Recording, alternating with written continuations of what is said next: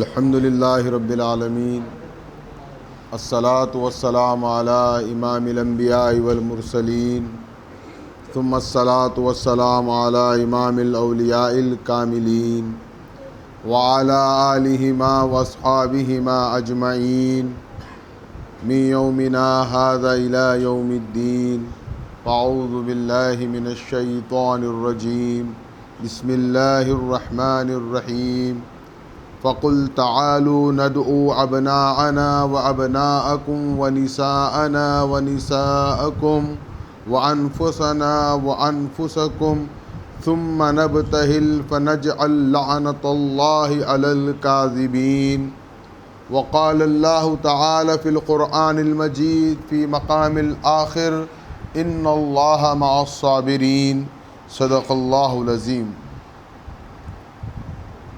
میں اپنے موضوع پر گفتگو کرنے سے پہلے یہ بچوں سے مخاطب ہونا چاہتا ہوں۔ میں روزانہ ان بچوں کے جوش اور ان کے ایک ولولے کو محسوس کر رہا ہوں۔ یہ بچے بھی جس مقصد سے آئے ہیں ہم تمام جانتے ہیں۔ ان کے پیش نظر یہ ہے کہ یہ مجلس ختم ہو جائے، جلدی سے نیاز تقسیم ہو جائے۔ لیکن یاد رکھو بچوں، یہ جو آپ کی تڑپ ہے، یہ جو لگن ہے، یہ نیاز حاصل کرنے کے لیے ہے۔ لیکن یاد رکھو اللہ مہدی موعود علیہ السلام کے صدقے، رسول اللہ کے صدقے، امام حسین کے صدقے آپ کو ایمان کی نیاز عطا کرے گا۔ آپ کے لیے ایک واقعہ میں بیان کرنا چاہتا ہوں کہ یہ جو تڑپ ہے اس کو ہمیشہ رکھو۔ آپ نیاز کی ہی تڑپ رکھو، یہ نیاز کی تڑپ آپ کو نیاز مند بنا دے گی۔ حضرت بختیار کاکی ایک بہت بڑے اپنے وقت کے ولی کامل گزرے ہیں۔ آپ لوگوں کی جتنی عمر ہے ان کی بھی اتنی ہی عمر تھی۔ اب ان کی ماں کو یہ تھا کہ بختیار نماز کا پابند ہو جائے، تو انہوں نے بچے سے کہا کہ بیٹا تم نماز پڑھو، اگر نماز پڑھو گے تو اللہ تم سے راضی ہو جائے گا۔ اب بچہ ہے، اس کو اللہ کی رضا، اللہ کی خوشنودی، یہ سب باتیں کہاں سمجھ میں آتی ہے؟ جیسا آپ کو بھی سمجھ میں نہیں آتی یہ لمبی لمبی جو بیانیں ہو رہے ہیں، نیاز کا معاملہ جلدی آ جائے، یہ فکر۔ تو بختیار کاکی کی ماں بڑی حکمت سے کہتی ہے کہ بیٹا اگر تم نماز پڑھو گے تو اللہ تمہیں نماز کے بدلے مٹھائی دے گا، یوں سمجھ لے کہ نیاز دے گا۔ اب بختیار کاکی بڑے خوش ہو گئے کہ نماز پڑھیں گے تو نیاز ملے گی۔ آپ مجلس میں آ رہے ہیں تو نیاز مل رہی ہے۔ وہاں بختیار کاکی کو ان کی ماں نے کیا سکھایا؟ بیٹا نماز پڑھو گے تو نیاز ملے گی۔ اب وہ بڑے اہتمام سے نماز پڑھنے لگے۔ وہ نماز پڑھتے، چپکے سے ان کی ماں ان کے جانماز کے نیچے نیاز رکھ دیتی۔ وہ سلام پھیرتے اور فوراً نیاز لے لیتے اور کہتے دیکھو امی امی اللہ نے نیاز بھیج دی۔ ماں بھی خوش کہ چلو بچہ نماز کا پابند ہو رہا ہے، نیاز ہی کی خواہش میں۔ ایک دن ہوتا یوں ہے کہ ان کی ماں بیمار ہو جاتی ہے۔ اب ان کو عادت ہو گئی نماز کی، اور ان کو یہ معلوم ہے کہ نماز کا سلام پھیرتے ہی نیاز ملنے والی ہے۔ اب نماز ہو گئی، نماز کو چلے گئے، ماں بستر پر ہے، بیمار ہے۔ اب دیکھیے آپ ماں کی دعا کیا ہوتی ہے۔ آپ اپنی ماں باپ کی خدمت کریے، یہ سب سے بڑی دولت کا نام ہے۔ ماں دیکھتی ہے کہ بختیار، اس کا اپنا بچہ لخت جگر جانماز پر کھڑا ہو گیا ہے۔ اب ماں اللہ سے دعا کرتی ہے کہ مولا میرے پاک پروردگار، میں نے اپنے بچے کو ایک لالچ دی کہ نیاز ملے گی نماز پڑھ، وہ معصوم ہے، اس کو ابھی نماز کیا معلوم، عبادت کیا معلوم، بس اس کو عادت ہو جائے، شوق پیدا ہو جائے۔ میں نے اس کو ایک لالچ دی کہ نماز کے بعد نیاز مل جائے گی، تو وہ نیاز کے لیے نماز پڑھتا ہے، لیکن آج میں نیاز بنا نہیں سکی، میں بیمار ہوں، نیاز تیار نہیں کر سکی۔ مولا میرا بچہ جب نماز سے سلام پھیرے گا اور اس کو نیاز نہیں ملے گی تو وہ پھر نماز نہیں پڑھے گا۔ ماں تڑپ کر دعا کرتی ہے کہ پروردگار آج میرے بچے کا امتحان ہے، تو میری لاج رکھ لینا، کہیں ایسا نہ ہو کہ میرا بچہ نماز سے دور ہو جائے، پروردگار تو کسی طرح بھی انتظام کر دے، میرے بچے کو نیاز پہنچا دے۔ ماں کی دعا یاد رکھیں ہر دعا سے افضل دعا ہے۔ آج ہم کیا کرتے ہیں، جوان ہونے کے بعد سب سے پہلے حقارت سے کس کو دیکھتے ہیں؟ ماں باپ کو دیکھتے ہیں، ان کا دل دکھا کر ہم سمجھتے ہیں کہ ہم دنیا میں سرخرو ہو جائیں گے، تو یہ ہماری سب سے بڑی بدبختی ہے۔ وہ راضی رہیں گے تو اللہ بھی راضی رہے گا۔ یہاں بختیار کاکی کی ماں تڑپ تڑپ کر دعا کر رہی ہے۔ بختیار کاکی کی ماں ہی ماں نہیں ہوتی، ہماری بھی ماں ماں ہے، آپ کی بھی ماں ماں ہے، اور ہر ماں ایک ہوتی ہے۔ اپنے بچوں کے لیے وہ تڑپ کر دعا کرتی ہے، اس کا بچہ لاکھ مستیاں کر لے، لاکھ اس میں گھر میں طوفان مچا لے، لیکن ماں اپنے بچوں کو بہت چاہتی ہے۔ اب یہ تڑپ کر دعا کر رہی ہے بختیار کاکی کی ماں۔ نماز ختم ہو گئی، بختیار کاکی کی دوڑتے دوڑتے ماں کے پاس آئے، کہنے لگے امی امی آج جو نیاز ملی ہے اس کی لذت ہی کچھ اور ہے، یہ ایسی نیاز ملی ہے کہ میں آج تک نہیں کھایا۔ ماں دیکھتی ہے کہ واقعے میں بچے کے ہاتھ میں نیاز ہے، بچے کو گلے سے لگا لیتی ہے، زار و خطار روتے ہوئے کہتی ہے کہ بختیار آج تک تیری ماں خود نیاز بنا کر تیرے جانماز کے نیچے رکھتی تھی، لیکن آج اللہ نے تیری ماں کی لاج رکھ لی، آج تجھے نیاز جنت سے اللہ نے بھیجی۔ یہ ماں کی دعا ہوتی ہے۔ جب بختیار کاکی کو اندازہ ہوتا ہے کہ کس طرح اللہ راضی ہوتا ہے، تو بچوں آپ یقیناً اسی طرح آتے رہو نیاز کے لیے۔ اللہ اس نیاز ہی کے صدقے، چونکہ یہ نیاز امام حسین ہے، اسی کے صدقے تمہیں نیاز مند بنائے گا، صاحب ایمان بنائے گا، اور اس ایمان پر استقامت عطا کرے گا۔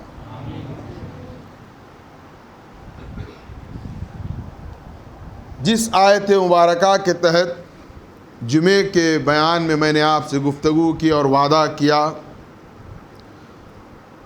بہت ہی اختصار کے ساتھ میں اپنے موضوع کو سمٹ کر آپ تک پہنچانے کی کوشش کروں گا۔ دیکھیے قرآن مجید کی یہ سورہ آل عمران کی آیت نمبر 61 ہے، یعنی آیت نمبر 61۔ سب کے پاس قرآن ہے، آپ جا کر دیکھ سکتے ہیں۔ پوری ذمہ داری کے ساتھ میں آپ سے اس موضوع پر گفتگو کی سعادت حاصل کر رہا ہوں۔ اول یہ قرآن کی آیت ہے، اللہ کا حکم ہے فَقُلْ تَعَالُوا، اے حبیب آپ فرما دیجئے آ جاؤ، تم آ جاؤ۔ کیا انداز ہے دیکھیے آپ، قرآن بھی ایک دھمکی آمیز انداز میں خطاب کر رہا ہے، تم آ جاؤ۔ کیسے آؤ؟ ابناءنا، ہم اپنے بچوں کو لے کر آتے ہیں، وَأَبْنَاءَكُمْ، تم اپنے بچوں کو لے کر آؤ۔ یعنی آپ اس منظر کو ذرا سمجھیں، اللہ کس قدر جلال میں ہے کہ اگر آپس میں اختلاف ہوتا ہے تو ہم کہتے ہیں میدان میں تم بھی آ جاؤ، ہم بھی آ جاتے ہیں۔ یہی کیفیت ہے آپ محسوس کریں، کہا تو ہم اپنے بچوں کو لے کر آتے ہیں، تم اپنے بچوں کو لے کر آؤ۔ ہم اپنی عورتوں کو لے کر آتے ہیں، تم اپنی عورتوں کو لے کر آؤ۔ اور کہا ہم اپنے نفسوں کو لے کر آتے ہیں، تم اپنے نفسوں کو لے کر آؤ۔ اب جیسا کہ ہم نے دوپہر میں یہ طے کر لیا تھا کہ بچوں سے مراد امام حسن و حسین رسالت مآب صلی اللہ علیہ وسلم کے ساتھ ہیں، اور شرعی نقطہ نظر سے شریعت کے مطابق داماد کو بھی شرعی بیٹا کہا جاتا ہے۔ حضرت علی کو آپ ابناءنا و ابناءکم کے زمرے میں اس حیثیت سے ضرور شامل کر سکتے ہیں۔ نساءنا و نساءکم کے تحت رسالت مآب صلی اللہ علیہ وسلم نے سیدۃ النساء العالمین فاطمۃ الزہرا کو رکھا۔ اب سوال ہے انفسنا و انفسکم، میں اپنے نفس کو لے کر آتا ہوں، تم اپنے نفسوں کو لے کر آؤ۔ تو نفس محمد کیا ہے؟ رسول اللہ کا نفس کیا ہے؟ سب سے پہلے تو آپ دیکھیں اللہ نے نفس کی کس قدر عظمت بیان فرمائی۔ قرآن مجید میں اللہ نے فرمایا والشمس وضحاها والقمر اذا تلاها والنهار اذا جلاها والليل اذا يغشاها والسماء وما بناها والارض وما طحاها ونفس وما سواها۔ 13 قسمیں کھا کر اللہ نے نفس کا ذکر قرآن میں کیا ہے۔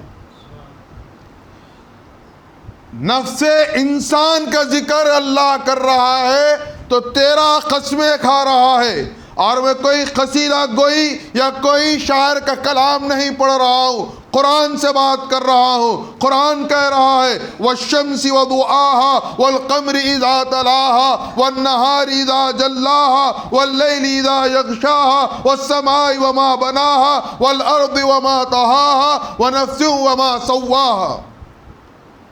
عام نفس کو بیان کرنے کے لیے خلاق کائنات نے 13 قسمیں کھائی ہے، تو کیا نفس انسان کا مقام ہوا؟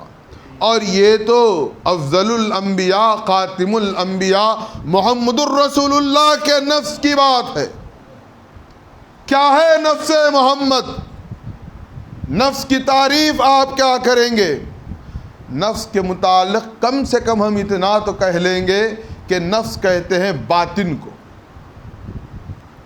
باطن کو تو یہ بات طے ہے، ہر پیغمبر ظاہر میں نبی ہے، باطن میں ولی ہے، کوئی سے انکار نہیں کر سکتا۔ ہر پیغمبر ظاہر میں نبی ہے، باطن میں ولی ہے۔ تو پتہ چلا یہاں پر محمد الرسول اللہ اپنی نبوت کے ساتھ اپنی ولایت محمدیہ جو کہ بحیثیت امام مہدی اس دنیا میں آنے والی ہے، اس کو بھی اپنے ساتھ لے کر جا رہے ہیں۔ اور اس کو سمجھنے کے لیے یہ حدیث بھی کافی ہے۔ رسالت مآب نے فرمایا الحسین منی وانا من الحسین۔ یہ حدیث بہت معروف ہے، بہت مشہور ہے۔ کیا ترجمہ ہے؟ حسین مجھ سے ہے اور میں حسین سے ہوں۔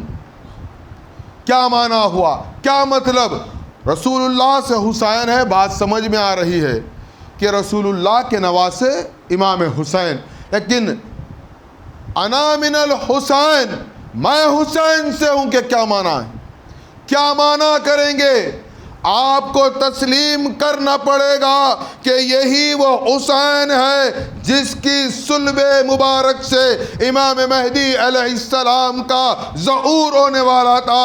اسی لیے رسالت مآب نے فرمایا انا من الحسین، الحسین منی وانا من الحسین۔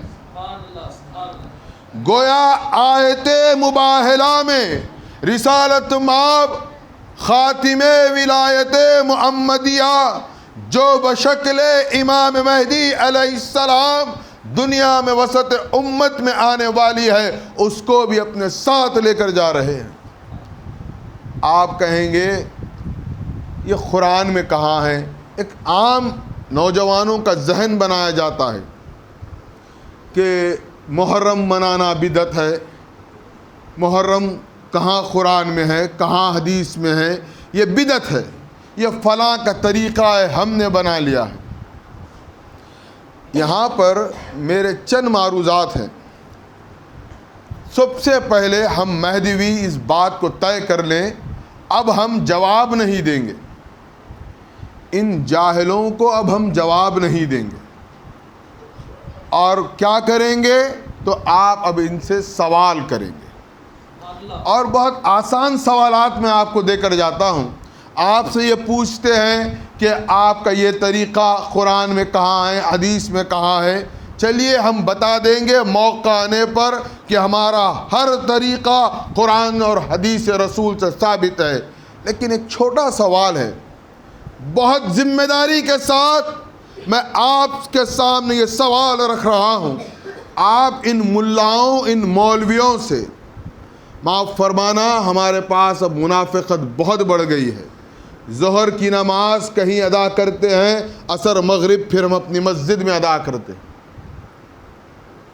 انہی مولویوں سے آپ جب اتنے متاثر ہیں اور آپ کا یہ دعویٰ ہے، آپ اپنے طور پر یہ سمجھتے ہیں کہ یہ بہت بڑے دیندار ہیں، بہت دین کا کام کر رہے ہیں، بڑے متقی ہیں، بڑے پرہیزگار ہیں، ان کے پاس جتنا علم ہے ہمارے میاں لوگوں کے پاس نہیں ہے. ہمارے میاں لوگوں کے پاس اتنا علم نہیں ہے، ان کے پاس بہت علم ہے. اچھا، جب آپ مان لیے ان کے پاس علم ہے، میرا ایک سوال ہے، آپ ان سے سوال کرا کر جواب لے کر آئیں. بہت ہی آسان سا سوال میں نوجوان دوستوں کے ہاتھ دینا چاہتا ہوں. قرآن میں جتنی آیتیں ہیں، جتنی مرتبہ قرآن میں نماز کا حکم ہے، فرض ہے نماز، میں بہت ذمہ داری سے بات کہہ رہا ہوں، فرض نماز ہے، نماز کا انکار کفر ہے، اور قرآن میں نماز کا ذکر ہے، تو آپ تو یہ مانتے ہیں نا کہ نماز مرد اور عورت دونوں پر فرض ہے؟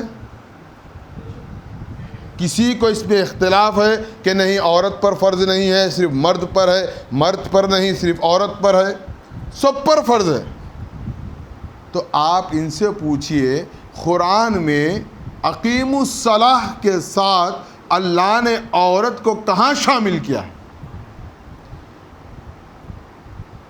مؤنث صیغے کے ساتھ اللہ نے کہاں حکم دیا ہے کہ عورتوں تم بھی نماز پڑھو؟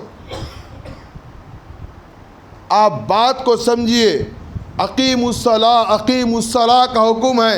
عربی گرامر، عربی ادب کے مطابق فعل امر کا صیغہ ہے اقیم الصلاۃ، اقیم الصلاۃ، اقیم الصلاۃ بھی ہے، فعل واحد کے ساتھ بھی ہے، جمع کے ساتھ بھی ہے. لیکن واحد ہو جائے یا جمع ہو جائے، آپ پوچھیں اس میں مؤنث کا ذکر نہیں ہے، تو کیا عورتوں پر نماز فرض ہے یا نہیں؟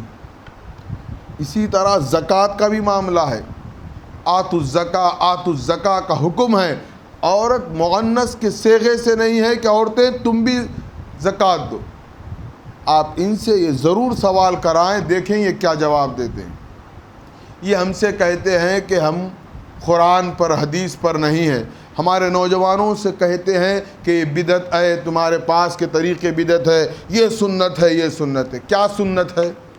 چلیے آج پوچھتے ہیں ہم، آخر یہ بھی مسئلہ حل کر لیتے ہیں، سنت رسول کیا ہے؟ آپ نے کیا سمجھ رکھا ہے سنت رسول؟ چھوٹے بھائی کا پیجامہ، بڑے بھائی کا کرتا، کیا یہ سنت رسول ہے؟ آپ نے اس کو سنت رسول سمجھا؟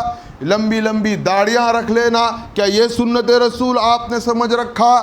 ارے نادانو، اگر تمہیں معلوم ہونا چاہیے سنت رسول اگر واقع میں کسی کے پاس ہے تو وہ خلیفۃ اللہ مہدی موعود علیہ السلام کی تعلیمات میں ہے. آپ نے کیا سمجھا سنت؟ مسواک کی ڈنڈی رکھ لینا سنت ہے، یہ کر لینا سنت ہے، رفع دین کر لینا سنت ہے. یہ سنتیں عادیہ ہے، کبھی کی رسول نے کبھی نہیں کی. کریں گے تو اجر ملے گا، نہ کریں گے تو عذاب نہیں ہوگا. لیکن رسول اللہ کی سب سے بڑی سنت میں آپ کے سامنے آج پیش کر رہا ہوں، اور آپ مجھے بتائیے کہ کیا اس پر کوئی بھی مسلمان عمل کر رہا ہے؟ ایک مرتبہ رسول اللہ مسجد نبوی میں نماز فجر کی امامت کے لیے تشریف لائے. رسول اللہ امام الانبیاء ہیں، آپ نماز کے لیے تشریف لائے، امامت کر رہے ہیں، صحابہ آپ کی اقتداء میں نماز ادا کر رہے ہیں. سلام جیسے ہی آپ نے پھیرا، فوراً آپ اپنی جائے نماز سے کھڑے ہو گئے. پلٹ کر دیکھا صحابہ بیٹھے ہوئے ہیں، یعنی ابھی سلام پھیرا. آپ نے صحابہ کو دور کرتے ہوئے، راستہ بناتے ہوئے اپنے حجرے کی طرف گئے اور کچھ دیر کے بعد پھر واپس اپنے مقام پر آ گئے. صحابہ نے بڑی حیرت سے دیکھا، یہ پہلی مرتبہ ہوا ہے. رسول اللہ فوراً سلام کے بعد اٹھے اور ہماری صفوں کو چیرتے ہوئے اپنے حجرے میں گئے. کچھ دیر کے بعد پھر واپس مسجد میں آ گئے.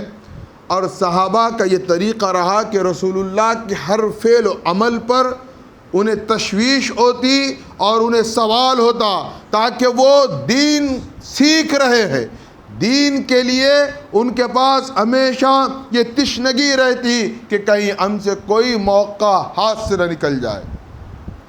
صحابہ نے عرض کیا کہ یا رسول اللہ، کیا ماجرا ہے، کیا تکلیف، کیا پریشانی ہے، کیا حاجت آپ کو پیش آئی کہ آپ نے فجر کی امامت کروائی، سلام پھیرا اور فوراً اپنے حجرے میں گئے اور کچھ دیر کے بعد واپس آ گئے.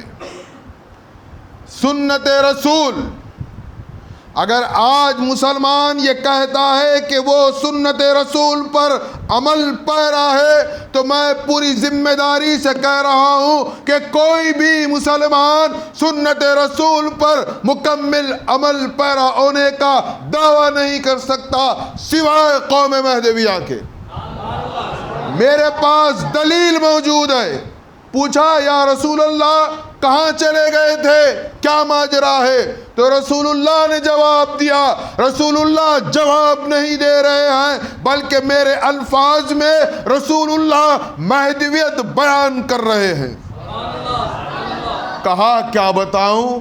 رات بہت دیر کے بعد ایک بندہ آیا اور تحفتاً مجھے ایک سونے کی ٹکڑا دیا، ایک سونے کا ٹکڑا دیا.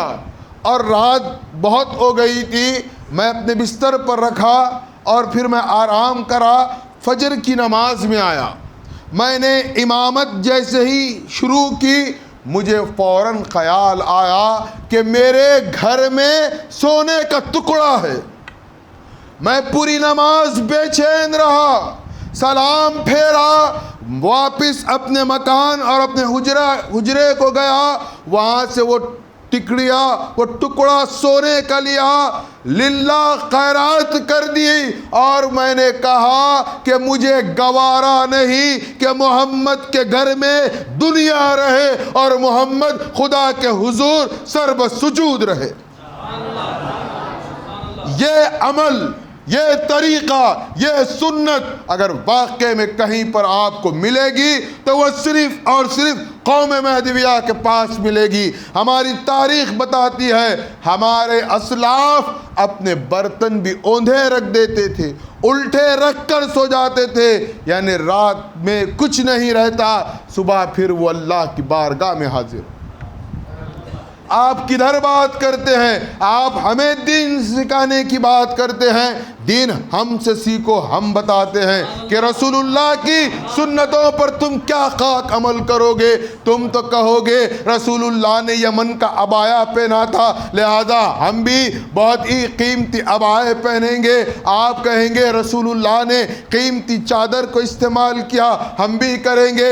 یاد رکھیں کہ رسول اللہ نے دائماً کبھی بھی کوئی قیمتی شے کا استعمال نہیں کیا. رسول اللہ کی سنت کی بات کرتے ہو، 3 دن گھر میں رسول اللہ کے چولہا نہیں سلگتا تھا، فاقے کی زندگی گزارتے تھے.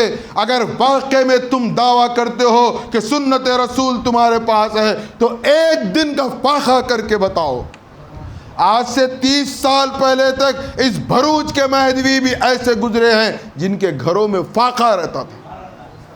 میں خود اپنی نگاہوں سے دیکھا کہ جب یہ لوگ صبح بازار جاتے، ان کے پاس چائے روٹی میسر نہیں ہوتی. کسی کے پاس چائے ہوتی تو کسی کے پاس رات کی کھچڑی ہوتی. مکمل ناشتہ نہیں رہتا, پھر محنت کرتے, مشقت کرتے, پھر کما کر لا کر چولہا سلگاتے. یہ ہے رسول اللہ کی سنت. یہ صرف ہم کر سکتے ہیں, کسی کا وصف نہیں ہے کہ اس پر عمل کرے.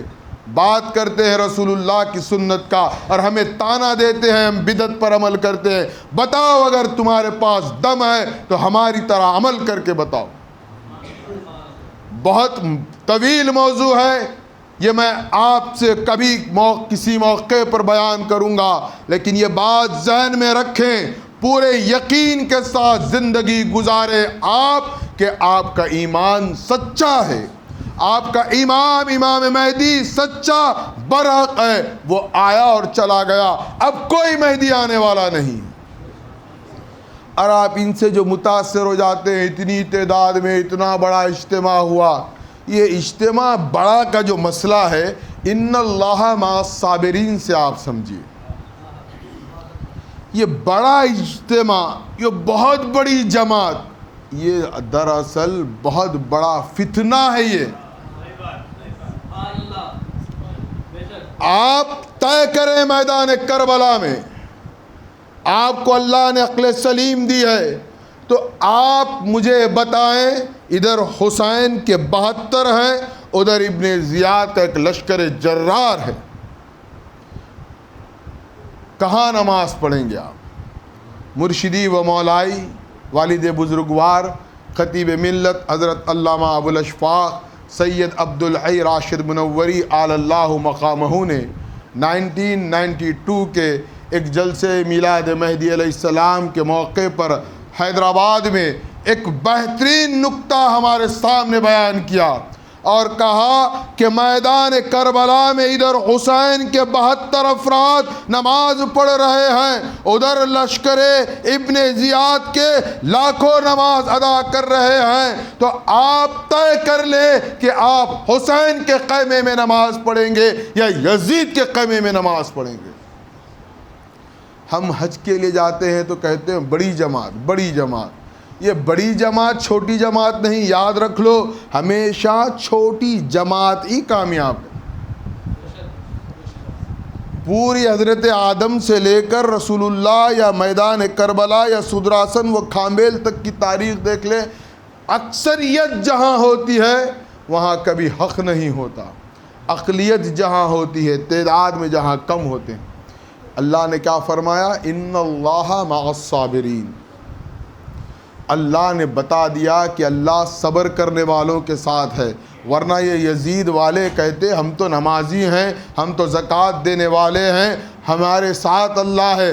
اللہ نے کہا ویل للمصلین, تم ان نمازوں پر اتراتے ہو تو اللہ نے کہا تمہاری نمازیں تمہارے منہ پر مار دی جائے گی. اور اللہ کس کے ساتھ ہے؟ ان اللہ مع الصابرین, صبر کرنے والوں کے ساتھ ہے. بلکہ میں یہ کہوں تو غلط بھی نہ ہوگا کہ اللہ صرف مہدویوں کے ساتھ ہے. صبر ہم کرتے ہیں, آج کے اس پرآشوب دور میں بھی صبر صرف ہمارے پاس ہے. ہمارے پاس تکلیف آتی ہے تو ہم ہنگامہ نہیں کرتے, واویلا نہیں مچاتے, بلکہ آج کے اس دور میں بھی اگر بچے کو تکلیف ہوتی ہے تو ماں باپ نصیحت کرتے ہیں بیٹا صبر کرو. ماں باپ تکلیف میں ہیں تو بچے ماں باپ سے کہتے ہیں ابا صبر کرو. گھر میں خاندان میں کوئی مصیبت آ جاتی ہے تو کیا کرتے ہیں ہم؟ ایک دوسرے کو صبر کی تلقین کرتے ہیں. یہ نہیں کہ کوئی منصوبہ کوئی پلان نہیں پیش کرتے, ایسا کرو ویسا ہو جائے گا, ویسا کرو ایسا ہو جائے گا. نہیں, یہ مہدوی کی علامت ہی نہیں ہے.